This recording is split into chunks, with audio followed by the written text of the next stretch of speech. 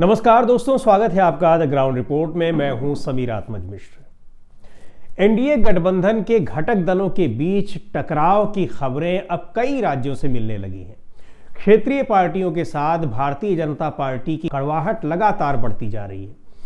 महाराष्ट्र से शुरू हुआ विवाद, हालांकि उसके पहले भी गठबंधन के तमाम घटक दलों के बीच मनमुटाव की खबरें रही, लेकिन शुरुआत इसकी जिस तरह से महाराष्ट्र से हुई, एकनाथ शिंदे के साथ, खास तौर पर अजीत पवार के साथ तो उतनी नहीं हुई अभी दिक्कत, लेकिन एकनाथ शिंदे के साथ मनमुटाव की खबरें लगातार चलती रही चुनाव के बाद भी और चुनाव के पहले भी। अभी भी सरकार बनने के बावजूद वहां पर कड़वाहट खत्म नहीं हुई है। बिहार में जो कुछ हो रहा है आप देख ही रहे हैं कि लगातार मुख्यमंत्री नीतीश कुमार एक नए राजनीतिक समीकरण की तलाश में है और माना जा रहा है कि वो राजनीतिक समीकरण पूरी तरह से निर्मित हो चुका है, बन चुका है, केवल उसकी घोषणा बाकी है। और इधर उत्तर प्रदेश में भारतीय जनता पार्टी की जो सबसे प्रमुख सहयोगी पार्टी है, मैं बात कर रहा हूं अपना दल एस की, उस पार्टी के भीतर के अंतर विरोध, उस पार्टी और भारतीय जनता पार्टी के बीच जो कड़वाहट है वो तो सतह पर आ गई है।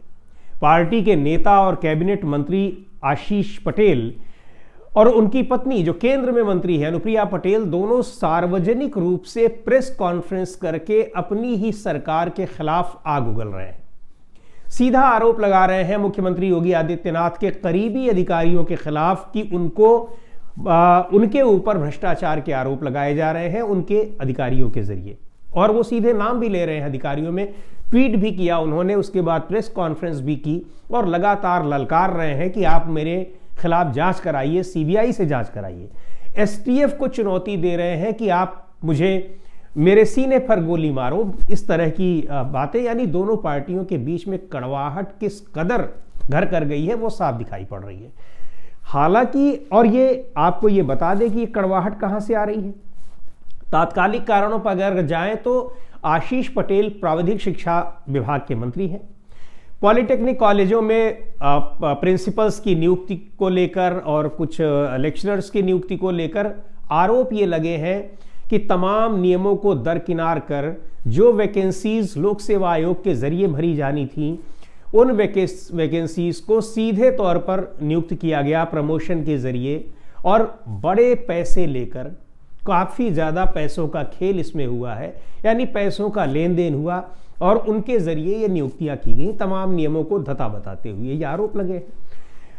दिलचस्प बात यह है कि ये आरोप किसी और ने नहीं लगाए हैं, खुद अनुप्रिया पटेल की सगी बहन ने लगाए हैं, जो कि समाजवादी पार्टी की विधायक है। हालांकि समाजवादी पार्टी से उनका मनमुटाव चल रहा है, कड़वाहट चल रही है। मुख्यमंत्री योगी आदित्यनाथ के बेहद करीब बताई जाती हैं।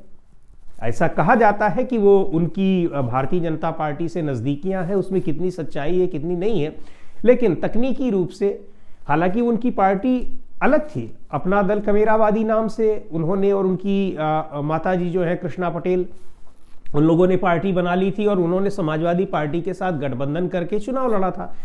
लेकिन चुनाव पल्लवी पटेल ने समाजवादी पार्टी के सिंबल पर लड़ा था, तो तकनीकी रूप से वो विधायक समाजवादी पार्टी की है और अपने को वो विपक्ष में कह रही हैं। वो लगातार इस बात को उठा रही हैं और उन्होंने तो सीधे तौर पर कहा है कि 25-25 लाख रुपए देकर नियुक्तियां की गई, और भी बहुत सारे उन्होंने आरोप लगाए हैं। इन आरोपों को लेकर वो विधानसभा में धरने पर बैठ गई थी, क्योंकि उनका आरोप था कि उनको विधानसभा में बोलने नहीं दिया गया।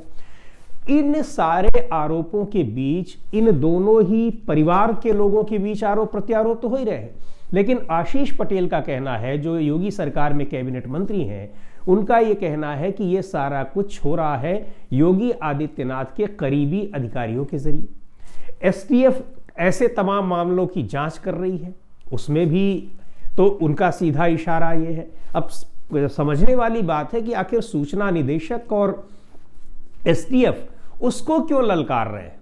तो बात यह है कि सूचना निदेशक के जरिए तमाम चीज़ें, जो सूचनाएं होती हैं वो प्रसारित होती हैं, और जो कुछ भी सरकारी फैसले होते हैं, सरकारी नियम होते हैं, सरकारी चीज़ें जो पब्लिक डोमेन में आनी होती हैं वो उसके जरिए आती हैं, और एसटीएफ तमाम चीज़ों की जांच करती है। तो ये जांच एजेंसी है, ये दोनों ही उनके निशाने पर हैं। लेकिन इसमें एक बड़ी महत्वपूर्ण बात यह है कि ये तो आरोप प्रत्यारोप का दौर है, भ्रष्टाचार होगा, जांच होगी, वो अपनी जगह है, और उस पर जो फंसा होगा वो आरोप लगाएगा। दूसरी ओर उसमें एक दूसरे पर आरोप प्रत्यारोप की बातें होती हैं। लेकिन दिलचस्प बात यह है कि इस पूरे मामले में उत्तर प्रदेश के मुख्यमंत्री योगी आदित्यनाथ और भारतीय जनता पार्टी की जो केंद्रीय यूनिट है उनके बीच की जो टकराहट है वो इसमें सामने आ रही है, क्योंकि अपना दल एस के ये नेता जो है ये केंद्रीय नेतृत्व के करीबी बताए जाते हैं। आपको याद होगा जब लोकसभा चुनाव में भारतीय जनता पार्टी की करारी हार हुई थी, उत्तर प्रदेश में खासतौर पर हार हुई थी, तो ये कहा गया कि इसका जिम्मेदार कौन हो। ये एक बड़ी बहस चली। इस समय तो ये बहस ठहरी हुई है, लेकिन उस समय जबरदस्त तरीके से चली।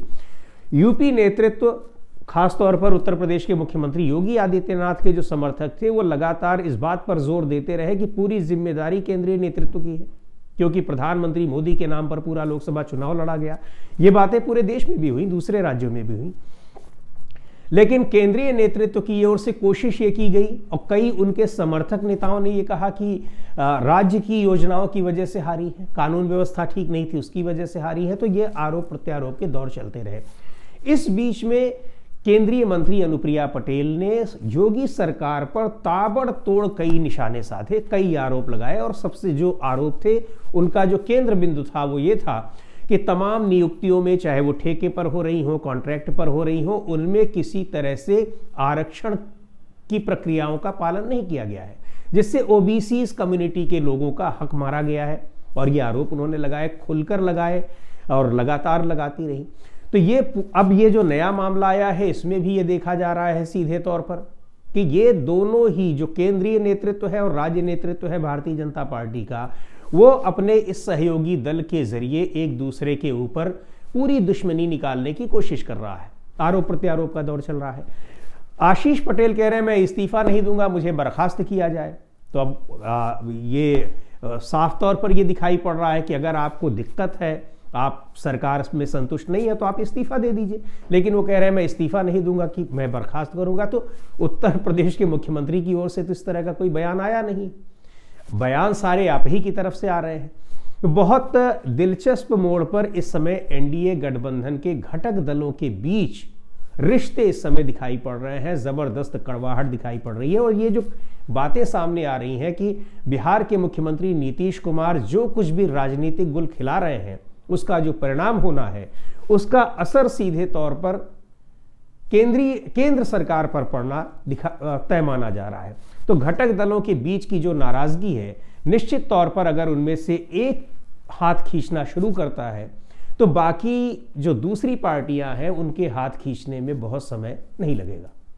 तो दोस्तों, आज की इस वीडियो में इतना ही। अगले वीडियो में फिर मिलेंगे एक नए विषय के साथ, एक नए मुद्दे के साथ। द ग्राउंड रिपोर्ट के यूट्यूब चैनल को आपने अब तक सब्सक्राइब न किया हो तो ज़रूर कर लें। हमारे वीडियोस को लाइक करें, शेयर करें और अपने सुझाव भी हमें ज़रूर भेजें।